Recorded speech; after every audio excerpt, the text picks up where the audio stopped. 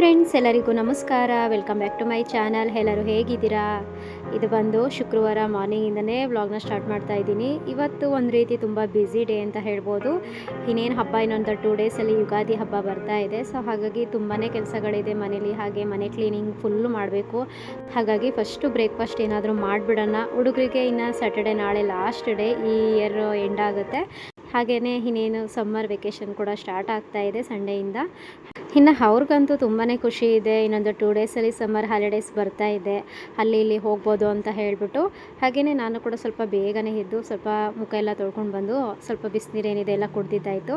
ನಂತರ ಸ್ವಲ್ಪ ತಿಂಡಿ ಮಾಡೋಣ ಅಂತ ಹೇಳಿಬಿಟ್ಟು, ಇನ್ನು ದೋಸೆಗೆ ನಾನು ಸ್ವಲ್ಪ ಹಿಟ್ಟನ್ನೆಲ್ಲ ನೆನ್ನೆ ಫರ್ಮೆಂಟೇಷನ್ ಬರೆಸಿ ಇಟ್ಕೊಂಡಿದ್ದೆ. ಹಾಗಾಗಿ ಅದಕ್ಕೆ ಒಂದು ಕ್ಯಾಪ್ಸಿಕಮ್ಮಿಂದ ಗೊಜ್ಜು ಮಾಡ್ಕೊತಾ ಇದ್ದೀನಿ. ಆಲ್ರೆಡಿ ನಾನು ಕ್ಯಾಪ್ಸಿಕಮ್ ಮಸಾಲ ರೆಸಿಪಿನ ಕೂಡ ನಾನು ಶೇರ್ ಮಾಡಿದ್ದೀನಿ. ಇದು ಬಂದು ಕ್ಯಾಪ್ಸಿಕಮ್ ಫ್ರೈ ಗೊಜ್ಜು, ಏನು ಬೇಕಿದ್ರೂ ಹೇಳ್ಬೋದು. ಹಾಗೆಯೇ ತುಂಬಾ ಚೆನ್ನಾಗಿರುತ್ತೆ. ದೋಸೆ, ಚಪಾತಿ, ರೊಟ್ಟಿ ಎಲ್ಲದಕ್ಕೂ ತುಂಬ ಹೊಂದ್ಕೊಳ್ಳುವಂಥ ಗೊಜ್ಜು ಅಂತ ಹೇಳ್ಬೋದು. ಒಬ್ಬೊಬ್ರಿಗೆ ಈ ರೀತಿ ಗೊಜ್ಜಲ್ಲಿ ಇಷ್ಟ ಆಗೋದಿಲ್ಲ, ಒಬ್ಬೊಬ್ಬರು ಇಷ್ಟಪಟ್ಟು ತಿಂತಾರೆ. ಹಾಗೆಯೇ ನನಗೂ ಕೂಡ ಇದು ಕ್ಯಾಪ್ಸಿಕಮ್ ಮಾಡೋ ಪಲ್ಯ ಆ ಥರ ಎಲ್ಲ ಸ್ವಲ್ಪ ಇಷ್ಟ ಆಗುತ್ತೆ. ನನಗೆ ಇದೇ ಇಷ್ಟ ಅದೇ ಇಷ್ಟ ಅಂತ ಹೇಳೋದಿಲ್ಲ, ಯಾವುದಿದ್ರೂ ಓಕೆ, ಮ್ಯಾಚ್ ಮಾಡ್ಕೊಂಡು ನಾನು ಆರಾಮಾಗಿ ತಿಂತೀನಿ. ಮತ್ತು ನಾನಿಲ್ಲಿ ಒಂದು 2 ಕ್ಯಾಪ್ಸಿಕಮ್ನ ತೊಳೆದು ಸ್ವಲ್ಪ ಸಣ್ಣ ಸಣ್ಣ ಪೀಸ್ಗಳಾಗೇ ಕಟ್ ಮಾಡ್ಕೊಂಡಿದ್ದೀನಿ. ಹಾಗೆ ಸ್ವಲ್ಪ ಈರುಳ್ಳಿ, ಟೊಮೊಟೊ, ಹಾಗೆ ಸ್ವಲ್ಪ ಹಸಿಮೆಣ್ಸಿನ್ಕಾಯಿ ಎಲ್ಲನೂ ಕೂಡ ಸಣ್ಣದಾಗಿಯೇ ಹಚ್ಚಿಟ್ಕೊಂಡಿದ್ದೀನಿ. ಇನ್ನು ಈ ಫರ್ಮೆಂಟೇಷನ್ ಬಂದಿರೋಂಥ ಅಕ್ಕಿ ಹಿಟ್ಟೇನಿದೆ ತುಂಬಾ ಒಂದು ರೀತಿ ಒಳ್ಳೆ ಐಸ್ ಕ್ರೀಮ್ ಬರುತ್ತಲ್ಲ, ಆ ರೀತಿ ಇತ್ತು ನನಗೆ. ನಿಜ ಅದೇ ರೀತಿಯೇ ಅಂತ ಫೀಲ್ ಆಗ್ತಾಯಿತ್ತು ನನಗೆ. ಸಖತ್ತಾಗಿ ಬಂದಿರುತ್ತೆ ಈ ಥರ ಫರ್ಮೆಂಟೇಷನ್ ಈ ಸಮ್ಮರಲ್ಲಂತೂ. ಈ ಥರ ಬಂದುಬಿಟ್ರಂತೂ ದೋಸೆ ಆರಾಮ್ಸಾಗಿ ಸೂಪರಾಗಿ ಬರುತ್ತೆ. ಇಷ್ಟು ದೋಸೆ ಹಿಟ್ಟು ನನಗೆ ಸ್ವಲ್ಪ ಜಾಸ್ತಿನೇ ಆಗುತ್ತೆ ಅಂತ ಹೇಳ್ಬೋದು. ಇಡ್ಲಿಗಾದರೆ ನನಗೆ ಸ್ವಲ್ಪ ಹಾಗೆ ಇನ್ನೂ ಕೂಡ ಸ್ವಲ್ಪ ಮಿಕ್ಕೋಗುತ್ತೆ. ಹಾಗಾಗಿ ಸ್ವಲ್ಪ ಎಲ್ಲ ಚೆನ್ನಾಗಿ ಮಿಕ್ಸ್ ಮಾಡಿಕೊಂಡು ನಾನು ಸ್ವಲ್ಪ ಸೈಡಲ್ಲೇ ನಾನು ಎತ್ತಿಟ್ಕೊಂಡ್ಬಿಡ್ತೀನಿ ಫ್ರಿಡ್ಜಲ್ಲಿ. ಆಮೇಲೆ ನನಗೆ ಬೇಕು ಅಂತ ಹೇಳಿದಾಗ ಇನ್ನೊಂದು ಟೈಮು ನಾನು ದೋಸೆ ಅಥವಾ ಪಡ್ಡು ಈ ರೀತಿ ನಾನು ಆಗಾಗ ಮಾಡ್ಕೊತಾ ಇರ್ತೀನಿ. ಸೊ ಅದನ್ನು ಸ್ವಲ್ಪ ಎಲ್ಲ ಮಿಕ್ಸ್ ಮಾಡಿ ಇಟ್ಕೊಂಡಿದ್ದಾಯಿತು. ಇನ್ನು ನೆಕ್ಸ್ಟ್ ಕ್ಯಾಪ್ಸಿಕಮ್ ಗೊಜ್ಜು ಮಾಡೋದಕ್ಕೆ ನಾನಿಲ್ಲಿ ಒಂದು ಬಾಣಲಿನ ಇಟ್ಕೊಂಡಿದ್ದೀನಿ. ಅದಕ್ಕೆ ಸ್ವಲ್ಪ ಅಡುಗೆ ಎಣ್ಣೆನ ಹಾಕ್ಕೊಂಡಿದ್ದೀನಿ. ಇದಕ್ಕಾದ ನಂತರ 1 ಸ್ಪೂನಷ್ಟು ಕಡಲೆಬೇಳೆನ ಹಾಕೋತಾ ಇದ್ದೀನಿ. ಕಡಲೆಬೇಳೆ ಜೊತೆಗೆ ಸ್ವಲ್ಪ ಉದ್ದಿನಬೇಳೆನೂ ಕೂಡ ಹಾಕೋಬೋದು, ಇಲ್ಲ ಕಡಲೆ ಬೀಜ ಇಷ್ಟ ಆಗೋರು ಕಡಲೆ ಬೀಜನೂ ಕೂಡ ಸೇರಿಸ್ಕೋಬೋದು. ಇದನ್ನೆಲ್ಲ ಸ್ವಲ್ಪ ಎಣ್ಣೆಲೆ ಹುರ್ಕೊಂಡ ನಂತರ ಸ್ವಲ್ಪ ಸಾಸಿವೆ, ಹಾಗೆ ಸ್ವಲ್ಪ ಜೀರಿಗೆ, ಅದೆಲ್ಲ ಸ್ವಲ್ಪ ಚಿಟಪಟ ಅಂತ ಸಿಡಿದ ನಂತರ ಸ್ವಲ್ಪ ಸೀಳ್ಕೊಂಡಿರುವಂಥ ಹಸಿಮೆಣ್ಸಿನ್ಕಾಯಿನೂ ಕೂಡ ಸ್ವಲ್ಪ ಹಾಕೋತಾ ಇದ್ದೀನಿ. ಹಾಗೆಯೇ ಸಣ್ಣದಾಗೆ ಹಚ್ಚಿರುವಂಥ ಈರುಳ್ಳಿನ ಹಾಕೋತಾ ಇದ್ದೀನಿ. ತುಂಬಾ ಈರುಳ್ಳಿ ಮತ್ತು ಟೊಮೊಟೊ ಸ್ವಲ್ಪ ಜಾಸ್ತಿ ಹಾಕ್ಕೊಂಡ್ರೆ ಗೊಜ್ಜು ತುಂಬ ಸ್ವಲ್ಪ ಹುಳಿ ಹುಳಿಯಾಗಿ ತುಂಬ ಚೆನ್ನಾಗಿ ಬರುತ್ತೆ. ಹಾಗೆಯೇ ಇದನ್ನೆಲ್ಲ ಹುರ್ಕೊಂಡ ನಂತರ ಸ್ವಲ್ಪ ತೊಳೆದಿರುವಂಥ ಕರಿಬೇವನ್ನ ಹಾಕೋತಾ ಇದ್ದೀನಿ. ಹಾಗೆ ಹೋಮ್ ಮೇಡ್ ಶುಂಠಿ ಬೆಳ್ಳುಳ್ಳಿ ಪೇಸ್ಟ್ ಕೂಡ ನಾನು ಸೇರಿಸ್ಕೊತಾ ಇದ್ದೀನಿ. ಶುಂಠಿ ಬೆಳ್ಳುಳ್ಳಿ ಪೇಸ್ಟ್ ಇದ್ರೂ ಒಂದು ರೀತಿ ರುಚಿ ಅಂತ ಹೇಳ್ಬೋದು. ಇದನ್ನೆಲ್ಲ ಸ್ವಲ್ಪ ಎಣ್ಣೆಲೇ ಚೆನ್ನಾಗಿ ಫ್ರೈ ಮಾಡಿದ ನಂತರ ಸ್ವಲ್ಪ ಟೊಮೊಟೊನೂ ಕೂಡ ಹಾಕೋತಾ ಇದ್ದೀನಿ.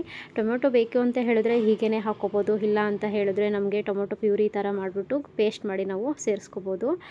ಹಾಗೆಯೇ ಇದನ್ನೆಲ್ಲ ಹಾಕಿ ಹುರಿದ ನಂತರ ಸ್ವಲ್ಪ ಕ್ಯಾಪ್ಸಿಕಮ್ ಏನು ಹಚ್ಚಿಟ್ಕೊಂಡಿದ್ನೋ ಅದನ್ನು ಕೂಡ ಸೇರಿಸ್ಕೊತಾ ಇದ್ದೀನಿ. ಕ್ಯಾಪ್ಸಿಕಮ್ನ ಎಷ್ಟು ಸಣ್ಣ ಸೈಜಲ್ಲಿ ನಾವು ಹಚ್ಚಿಟ್ಕೊಂಡಿರ್ತೀವೋ ಅಷ್ಟು ಬೇಗ ನಮಗೆ ಕುಕ್ ಆಗುತ್ತೆ. ಇಲ್ಲ ಸ್ವಲ್ಪ ನಮಗೆ ಇನ್ನೊಂದು ಸ್ವಲ್ಪ ದೊಡ್ಡ ಸೈಜಲ್ಲಿ ಬೇಕು ಅಂತ ಹೇಳಿದರೆ ಸ್ವಲ್ಪ ದೊಡ್ಡ ಪೀಸ್ಗಳಾಗೆ ನಾವು ಹಚ್ಚಿಟ್ಕೊಂಡು ಬೇಯಿಸ್ಕೋಬೋದು.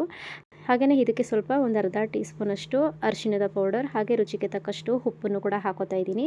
ಯಾವುದೇ ತರಕಾರಿಗಳಾದರೂ ಸರಿ ಈ ಥರ ಎಣ್ಣೆಲೇ ಫ್ರೈ ಮಾಡ್ಕೊಳ್ಬೇಕಾದ್ರೇ ಸ್ವಲ್ಪ ಉಪ್ಪನ್ನು ಹಾಕ್ಕೊಂಡ್ರೆ ಸ್ವಲ್ಪ ಬೇಗನೆ ಕುಕ್ ಆಗುತ್ತೆ. ಹಾಗೆಯೇ ಒಂದು ಲಿಡನ್ನು ಕ್ಲೋಸ್ ಮಾಡಿ 1 ನಿಮಿಷ ತನಕ ನಾನು ಬೇಯಿಸ್ಕೊತಾ ಇದ್ದೀನಿ. ಹಾಗೆಯೇ ಸ್ವಲ್ಪ ಆಲ್ಮೋಸ್ಟ್ ಒಂದು 90% ಇದು ಬೆಂದೋಗ್ಬಿಟ್ಟಿದೆ. ಆವಾಗಲೇ ಕ್ಯಾಪ್ಸಿಕಮ್ ಆಲ್ಮೋಸ್ಟ್ ಬೆಂದೋಗ್ಬಿಡುತ್ತೆ ಬೇಗನೆ. ಹಾಗೆ ಇದೆಲ್ಲ ಬೆಂದ ನಂತರ ಸ್ವಲ್ಪ ಇದಕ್ಕೆ ಗರಂ ಮಸಾಲ, ಹಾಗೆಯೇ ಧನಿಯಾ ಪೌಡರ್ ಎಲ್ಲನೂ 1 ಸ್ಪೂನಷ್ಟು ನಾನು ಹಾಕೋತಾ ಇದ್ದೀನಿ. ಹಾಗೆಯೇ ಇದ್ರ ಜೊತೆಗೆ ಸೇರಿಸ್ಕೊತಾ ಇದ್ದೀನಿ 1 ಸ್ಪೂನ್ ಆಗುವಷ್ಟು ಅಥವಾ 1.5 ಸ್ಪೂನ್ ಆಗುವಷ್ಟು ಬೇಳೆ ಸಾಂಬಾರು ಪುಡಿನ ನಾನು ಸೇರಿಸ್ಕೊತಾ ಇದ್ದೀನಿ. ಇದನ್ನೆಲ್ಲ ಹಾಕಿ ಸ್ವಲ್ಪ ಲೋ ಫ್ಲೇಮಲ್ಲೇ ಇಟ್ಕೊಂಡು ನಾವು ಚೆನ್ನಾಗೇ ಹುರ್ಕೋಬೇಕಾಗತ್ತೆ. ಮಸಾಲೆ ಎಲ್ಲ ಸ್ವಲ್ಪ ಈರುಳ್ಳಿ, ಟೊಮೊಟೊ, ಕ್ಯಾಪ್ಸಿಕಮ್ಗೆಲ್ಲ ಇಟ್ಕೋಬೇಕು. ಆ ರೀತಿ ಎಲ್ಲ ಚೆನ್ನಾಗೇ ಹುರ್ಕೊಂಡ ನಂತರ ಸ್ವಲ್ಪ ನೀರನ್ನು ಹಾಕೋತಾ ಇದ್ದೀನಿ. 1 ಲೋಟ ಆಗುವಷ್ಟು ನೀರನ್ನು ಹಾಕ್ಕೊಂಡು ಇನ್ನೂ ಸ್ವಲ್ಪ ಚೆನ್ನಾಗೇ ಕುಕ್ ಆಗಬೇಕು ಕ್ಯಾಪ್ಸಿಕಮ್ ಎಲ್ಲ. ಹಾಗೆಯೇ ಮತ್ತೆ 1 ನಿಮಿಷ ತನಕ ನಾನು ಲಿಡ್ಡನ್ನು ಕ್ಲೋಸ್ ಮಾಡಿ ಬಿಟ್ಟಿದ್ದೀನಿ.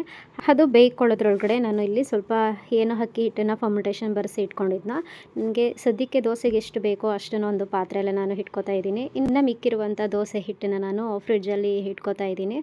ಈ ರೀತಿ ಬೇಕಿದ್ದರೂ ಮಾಡ್ಬೋದು. ಇಲ್ಲ ಅಂತ ಹೇಳಿದ್ರೆ ಸ್ವಲ್ಪ ಅಕ್ಕಿ ಹಿಟ್ಟನ್ನೆಲ್ಲ ರುಬ್ಬಿದ ನಂತರ ಉಪ್ಪು, ಸೋಡಾ ಏನೂ ಕೂಡ ಹಾಕದಂತೆಯೇ ನಮ್ಗೆ ಎಷ್ಟು ಬೇಕೋ ಅಷ್ಟು ಮಾತ್ರ ಫರ್ಮೆಂಟೇಷನ್ ಬರೋದಕ್ಕೆ ಇಟ್ಕೊಂಡು ಇನ್ನು ಮಿಕ್ಕಿರುವಂಥದ್ದನ್ನ ನಾವು ಫ್ರಿಡ್ಜಲ್ಲಿ ಇಟ್ಕೊಂಡು ನಾವು ಮಾರನೇ ದಿನ ಬೇಕಿದ್ರೂ ಮಾಡ್ಕೋಬೋದು, ಅಥವಾ 2 ಡೇಸ್ 3 ಡೇಸ್ ಈ ರೀತಿ ಬಿಟ್ಟು ಕೂಡ ಮಾಡ್ಕೋಬೋದು. ಆದರೆ ಈ ರೀತಿ ಫರ್ಮೆಂಟೇಷನ್ ಬಂದಮೇಲೆ 1 ಡೇ ಅಥವಾ 2 ಡೇಸ್ ಒಳಗಡೆ ನಾವು ಮಾಡ್ಕೋಬೇಕಾಗುತ್ತೆ ಫ್ರಿಡ್ಜಲ್ಲಿ ಇದ್ರೂ ಕೂಡ. ಇನ್ನು ನೆಕ್ಸ್ಟು ಕ್ಯಾಪ್ಸಿಕಮ್ದೆಲ್ಲ ಸ್ವಲ್ಪ ಚೆನ್ನಾಗಿ ಕುಕ್ಕಾಗಿ ಸ್ವಲ್ಪ ಗಟ್ಟಿ ಬಂದಿರುತ್ತೆ. ಈ ಟೈಮಲ್ಲಿ ನಾನು ಮುಂಚೆನೇ ಸ್ವಲ್ಪ ಕಡಲೆ ಬೀಜದ ಪೌಡರ್ನ ನಾನು ಮಾಡಿಟ್ಕೊಂಡಿದ್ದೆ, ಅದನ್ನು ಕೂಡ ಇದರೊಳಗಡೆ ಸೇರಿಸ್ಕೊತಾ ಇದ್ದೀನಿ. ಆಲ್ಮೋಸ್ಟ್ ಈ ನಡುವೆ ನಾನು ತುಂಬಾ ಯೂಸ್ ಮಾಡ್ತಾ ಇದ್ದೀನಿ ಕಡಲೆ ಬೀಜದ ಪೌಡರ್ನ, ಎಲ್ಲದಕ್ಕೂ ತುಂಬ ರುಚಿಯಾಗಿರುತ್ತೆ ಅಂತ ಹೇಳಿಬಿಟ್ಟು. ಹಾಗೆ ಗೊಜ್ಜು ಕೂಡ ತುಂಬ ಚೆನ್ನಾಗಿ ಸೂಪರ್ ಟೇಸ್ಟಿಯಾಗಿ ರೆಡಿಯಾಗಿದೆ.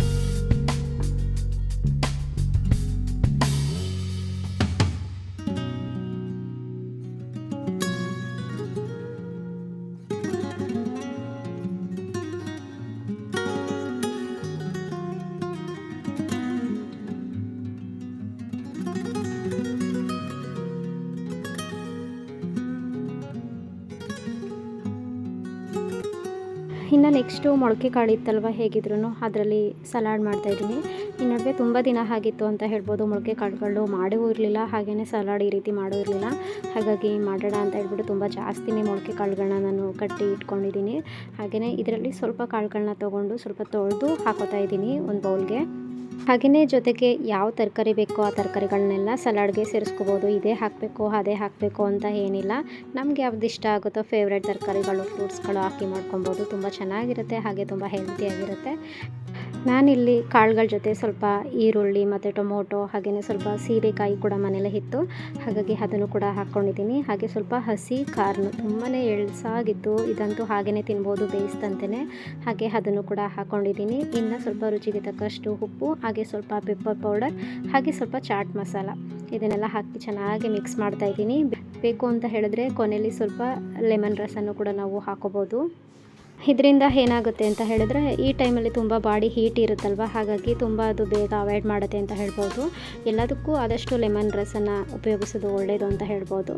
ಹಾಗೆಯೇ ಇನ್ನು ಕೊನೆಯದಾಗಿ ಸ್ವಲ್ಪ ಚಿಲ್ಲಿ ಫ್ಲೇಕ್ಸ್ನ ಹಾಕೋತಾ ಇದ್ದೀನಿ, ಸ್ವಲ್ಪ ಖಾರವಾಗಿರಲಿ ಅಂತ ಹೇಳಿಬಿಟ್ಟು.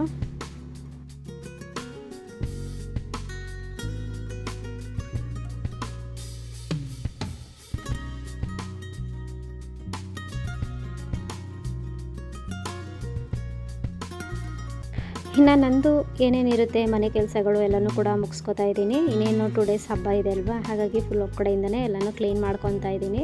ಈ ರೀತಿ ಕ್ಲೀನ್ ಮಾಡಿದಾಗಂತೂ ಒಂದು ರೀತಿ ಸಮಾಧಾನ ಆಗ್ತಾ ಇರುತ್ತೆ. ಮನೇಲಿ ಹುಡುಗರು ಕೂಡ ಇರಲಿಲ್ಲ, ತುಂಬಾ ನೀಟಾಗಿರುತ್ತೆ, ಎಣ್ಣೆಯಲ್ಲಿ ಏನೇನಿರುತ್ತೆ ಅಲ್ಲಲ್ಲೇ ಇರುತ್ತೆ. ಅವ್ರು ಬಂದ್ರಂತೂ ಫುಲ್ ಎಲ್ಲ ಕೂಡ ಚೆಲ್ಲಾಪಿಲ್ಲಿ ಮಾಡಾಕ್ಬಿಟ್ಟಿರ್ತಾರೆ. ಆವಾಗಂತೂ ತುಂಬ ಒಂದು ರೀತಿ ಚಿಟ್ಟು ಹಿಡಿದು ಬಿಡುತ್ತೆ ತಲೆ ಅಂತ ಹೇಳ್ಬೋದು.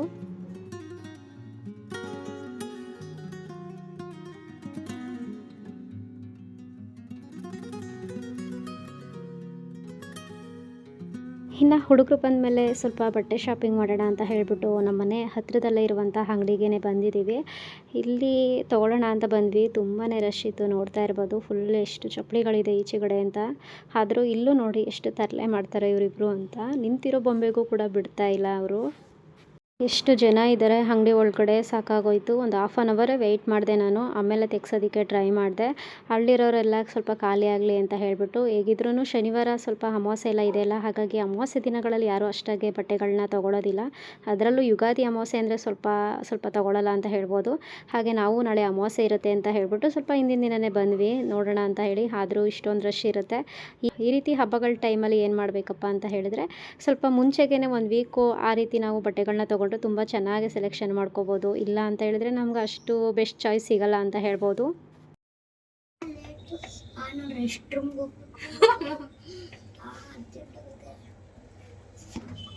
ಹಬ್ಬದ ಶಾಪಿಂಗ್ ಎಲ್ಲ ಮುಗಿದು,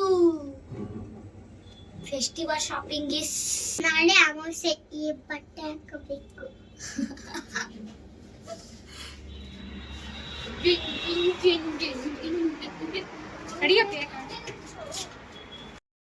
ಇನ್ನು ಇದ್ರ ಜೊತೆ ನಮ್ಮ ಮನೆಗೆ ಹೊಸದಾಗಿ ಬಂದಿರುವಂಥ ಹೊಸ ಅತಿಥಿ ಆಗಮನ ಅಂತ ಹೇಳ್ಬೋದು. ಇದು ಆಕಸ್ಮಿಕ ಆಗಮನ ಅಂತ ಹೇಳ್ಬೋದು. ಆಕಸ್ಮಿಕವಾಗೇ ಬಂದರು, ಹಾಗೆ ಆಕಸ್ಮಿಕವಾಗೇ ತುಂಬ ಎಕ್ಸಿಟ್ ಆದರು ಮನೆಯಿಂದ. ಒಂಥರ ನೋಡೋದಕ್ಕೂ ಕೂಡ ತುಂಬ ಕ್ಯೂಟಾಗಿತ್ತು ಈ ಮೊಲ ಅಂತೂ. ತುಂಬ ಒಂದು ರೀತಿ ನಾನು ಇಷ್ಟು ಹತ್ತಿರದಿಂದ ಯಾವತ್ತೂ ಕೂಡ ನಾನು ಮೊಲನ ನೋಡಿರಲಿಲ್ಲ ಅಂತ ಹೇಳ್ಬೋದು. ಹುಡುಗರಿಗೂ ಕೂಡ ತುಂಬಾ ಖುಷಿ ಆಗ್ತಾಯಿತ್ತು. ತುಂಬ ಈ ರೀತಿ ಅವರು ಆಟ ಆಡಿಸ್ತಾ ಇರ್ತಾರೆ ಯಾವಾಗ್ಲೂ. ಆದ್ರೂ ಸ್ವಲ್ಪ ನಮ್ಮ ಮನೆಗಳಲ್ಲಿ ಈ ರೀತಿ ಸ್ವಲ್ಪ ನಾಯಿ ಆಗಿರ್ಬೋದು ಅಥವಾ ಬೆಕ್ಕು ಅಥವಾ ಅಳಿಲು ಕೂಡ ನಮ್ಮ ಮನೇಲಿ ಇದ್ದು ಹೋಗಿದ್ದುಂಟು. ಈ ರೀತಿ ಎಲ್ಲ ಸ್ವಲ್ಪ ಮಕ್ಕಳಿಗೆ ಇಷ್ಟ ತರ್ತೀವಿ. ಸೊ ಅದು ಜಾಸ್ತಿ ದಿನ ನಮ್ಮ ಜೊತೆ ಇರಲ್ಲ ಅಂತ ಹೇಳ್ಬೋದು. ಹಾಗಾಗಿ ಆ ರೀತಿ ಹಿಂಸೆ ಕೊಡೋದು ಕೂಡ ಸರಿ ಇಲ್ಲ ಅಲ್ವಾ. ಹಾಗಾಗಿ ಎಷ್ಟು ದಿನ ಇರುತ್ತೋ ಅಷ್ಟು ದಿನ ಕೂಡ ಚೆನ್ನಾಗಿ ನೋಡಿಕೊಂಡು ಅದನ್ನು ಮತ್ತೆ ನಾವು ಕಳಿಸ್ಬಿಡ್ತೀವಿ. ಹಾಗಾಗಿ ಒಂದು ಇನ್ಸಿಡೆಂಟ್ ನಡೆದಿತ್ತು ಈಗೇನೆ ಹಿಂದೆ. ಸ್ವಲ್ಪ ಅಳಿಲು ನಮ್ಮ ಮನೇಲಿ ಒಂದು 9 ಡೇಸಿಂದ ಒಂದು 11 ಡೇಸ್ ತನಕ ಇತ್ತು. ಅದು ಅಷ್ಟರಲ್ಲಿ ಒಂದು ಸಲ ಕಳೆದೋಗ್ಬಿಟ್ಟು ಮತ್ತೆ ನಮಗೆ ಸಿಕ್ಕಿತ್ತು. ಅದೊಂಥರ ಖುಷಿ ಆಗ್ತಾಯಿತ್ತು. ಎಷ್ಟು ನಮಗೆ ಕ್ಲೋಸ್ ಆಗಿತ್ತು ಅಂತಂದರೆ ಅದು ತುಂಬಾ ಒಂದು ರೀತಿ ಕ್ಲೋಸ್ ಇತ್ತು. ಅದರಲ್ಲೂ ರಿಷಿಗಂತೂ ತುಂಬಾ ಒಂದು ರೀತಿ ಅಟ್ಯಾಚ್ಮೆಂಟ್ ಇತ್ತು. ಒಂಥರ ಸಖತ್ ಅಟ್ಯಾಚ್ಮೆಂಟ್ ಅಂತ ಹೇಳ್ಬೋದು ರಿಷಿಗೆ. ಎಲ್ಲೋದ್ರೂ ಹೋಗೋದು, ಅವ್ನು ಬಂದರೆ ಹಿಂದೆ ಮುಂದೆ ಬರೋದು, ಅವ್ನು ಮಲ್ಕೊಂಡ್ರೆ ಅವನ ಜೊತೆನೇ ಮಲ್ಕೊಳ್ಳೋದು. ನಾವು ತೆಗೆದು ಮಂಚದಿಂದ ಕೆಳಗಡೆ ಈಚೆ ಬಿಟ್ಟರು ಕೂಡ ಅದು ಮತ್ತೆ ಬಂದು ಅವನ ಹತ್ರನೇ ಬರ್ತಾಯಿತ್ತು. ಅದು ಏನಂತಾರೆ, ಅದು ಮೈ ಬಿಸಿಗ ಅಥವಾ ಅವನು ಉಸಿರಾಡೋ ಗಾಳಿಯಿಂದನೋ ಗೊತ್ತಾಗುತ್ತೆ, ಏನೋ ಗೊತ್ತಿಲ್ಲ, ಅಷ್ಟು ತುಂಬ ಅಟ್ಯಾಚ್ ಆಗಿತ್ತು ಅಂತ ಹೇಳ್ಬೋದು. ಆದರೆ ಅವನಿಂದನೇ ಅದಕ್ಕೆ ಒಂದು ರೀತಿ ಕೊನೆ ಆಯಿತು. ಅವನಿಗೆ ಕೊನೆಗಾಲ ಬಂತು ಅಳಿಲ್ಗೆ ಅಂತ ಹೇಳ್ಬೋದು. ಅದೊಂದು ಮರೆಯೋಕ್ಕಾಗಲ್ಲ ಅದನ್ನ ಇನ್ಸಿಡೆಂಟ್ನ. ತುಂಬಾ ಬೇಜಾರಾಗುತ್ತೆ ಅದು ನೋಡಿದಾಗಂತೂ. ನನ್ನ ಹತ್ರ ಆ ವಿಡಿಯೋಗಳು ಕೂಡ ಇದೆ. ಸೊ ಅದನ್ನು ಕೂಡ ನಾನು ಕೊನೆಯಲ್ಲಿ ಆ್ಯಡ್ ಮಾಡ್ತೀನಿ. ಆ ಕ್ಲಿಪ್ಪಿಂಗ್ಸ್ನ ನೋಡ್ಕೊಂಡು ಬನ್ನಿ ಅಂತ ಹೇಳ್ತಾ, ಇದು ಬಂದು ತುಂಬ ಒಂದು ಹಾಫ್ ಆನ್ ಅವರ್ ಇತ್ತು ಅನ್ಕೊತೀನಿ. ಹಾಫ್ ಆನ್ ಅವರಿಂದ 1 ಅವರ್ ಇತ್ತು. ತುಂಬಾ ಹೋಗ್ಬಿಟ್ಟಿತ್ತು ನಮ್ಮನ್ನಂತೂ. ಒಂದು ರೀತಿ ಪಕ್ಕನೆ ಬರೋದು, ಕಾಲ ಹತ್ರ ಬರೋದು, ಈ ರೀತಿ ಎಲ್ಲ ಮಾಡ್ತಾಯಿತ್ತು. ಹುಡುಗರು ಅಂತೂ ಇದನ್ನೊಂದು ರೀತಿ ಟಾಯ್ಸ್ ಥರ ಮಾಡ್ಕೊಂಡು ಆಟ ಆಡಿಸ್ತಾಯಿದ್ರು. ಖುಷಿ ಆಗ್ತಾಯಿತ್ತು ನೋಡಿದಾಗಂತೂ. ನಾನು ನಿಜ ಈ ರೀತಿ ಹತ್ತಿರದಿಂದ ನಾನು ನೋಡೂ ಇರಲಿಲ್ಲ. ನಾನು ಅದನ್ನು ಮುಟ್ಟು ಎತ್ಕೊಂಡು ಮುದ್ದಾಡಿ ಈ ರೀತಿ ಮಾಡೇ ಇರಲಿಲ್ಲ. ತುಂಬಾ ಎಂಜಾಯ್ ಮಾಡಿದೆ ಅಂತ ಹೇಳ್ಬೋದು. ಹಾಗೆ ಅಲ್ವಾ, ಪ್ರಾಣಿಗಳಿಗೆ 10 ನಿಮಿಷ ಅಲ್ಲ 1 ನಿಮಿಷ ತನಕ ನಾವು ನಿಷ್ಕಲ್ಮಶವಾದ ಪ್ರೀತಿನ ಕೊಟ್ಟರೆ ಅದು ನಮಗೆ ರಿಟರ್ನ್ 10 ಪಟ್ಟು ದುಪ್ಪಟ್ಟಷ್ಟು ನಮಗೆ ಜಾಸ್ತಿ ಕೊಡುತ್ತೆ ಅನ್ನೋದಕ್ಕೆ ಪ್ರಾಣಿಗಳೇ ಸಾಕ್ಷಿ ಹೇಳ್ಬೋದು. ಓಕೆ ಫ್ರೆಂಡ್ಸ್, ಇದಾಗಿತ್ತು ಇವತ್ತಿನ ವಿಡಿಯೋ ಅಂತ ಹೇಳ್ತಾ ಈ ವಿಡಿಯೋನ ಇಲ್ಲಿಗೆ ಎಂಡ್ ಮಾಡ್ತಾ ಇದ್ದೀನಿ. ಹಾಗೆ ವಿಡಿಯೋ ಯಾರಿಗೆಲ್ಲ ಇಷ್ಟ ಆಯಿತು ಪ್ಲೀಸ್ ಲೈಕ್ ಮಾಡಿ, ಶೇರ್ ಮಾಡಿ, ಕಮೆಂಟ್ ಮಾಡಿ ಅಂತ ಹೇಳ್ತಾ, ಹಾಗೆ ಚಾನಲ್ನ ಯಾರೆಲ್ಲ ಸಬ್ಸ್ಕ್ರೈಬ್ ಮಾಡದೆ ವಿಡಿಯೋ ನೋಡ್ತಿದ್ದೀರೋ ದಯವಿಟ್ಟು ಸಬ್ಸ್ಕ್ರೈಬ್ ಮಾಡ್ಕೊಂಡು ನೋಡಿ. ಹಾಗೆ ನನಗೆ ಹೆಚ್ಚಿನ ಸಪೋರ್ಟ್ ಮಾಡಿ ಅಂತ ಹೇಳ್ತಾ ಮತ್ತೆ ಸಿಗ್ತೀನಿ. ಅಲ್ಲಿವರೆಗೂ ನಮಸ್ಕಾರ. Thanks for watching. Take care.